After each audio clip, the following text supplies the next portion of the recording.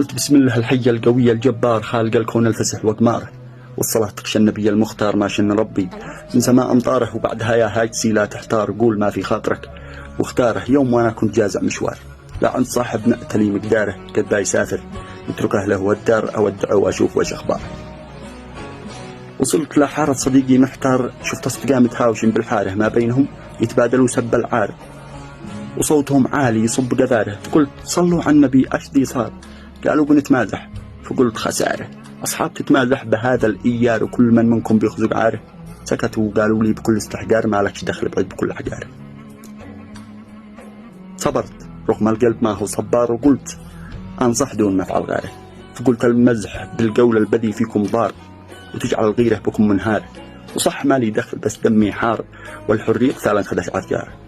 المزح فيها هتك العرض بتار، تسلب كرامات الرجل وافكاره. ما المزاح متاح فيه سب العار، اتمازحوا لكن مزح بجداره. العار مش للعب والاستهتار، لا تندموا لو تعرفوا بضراره. نصحتكم وانتم جميعا احرار، وكل واحد حر بعد انداره. كملت مشواري بكل استمرار، مشيت لبيت الصديق وداره، ودعته قلبي عليه مثل النار يغلي، وهو قلبه بتلصى ناره. المهم كملت ودعته سار، مشيت في ليل العنا ونهاره. فترة وعدت عام بهذا المقدار، جازع طريقه وناس في السيارة بتصيح لي يا أخ تعبنا أشياء، وأنت لو تذكر بذيك الحارة ذي جيت تنصحنا نبطل إيار إحنا وذاك ذي لابس النظارة. فقلت أيوه ذكرت الآن خير ما قد صار. قالوا الجميع منا اتخذ القراره، من بعد ذاك اليوم يا أخونا البار لليوم ما عاد حد مزح في عاره. كنا بغفلة بس صحينا، واختار حكم القدر نفهم خفايا أسراره.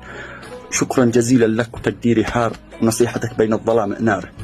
قلت ذا واجب على من بيغار، وعيب في من ما أتى استنكاره.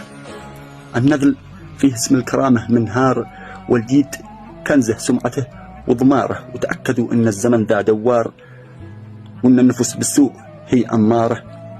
وتحمدوا رب العباد الستار، بما بتكفى اليوم عن نظاره، بما بتكفى اليوم عن نظاره.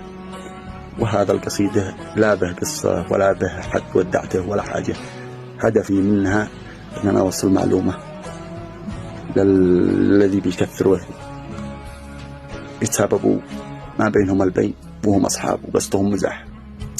تحياتي للجميع، وإن شاء الله وصلت معلومة.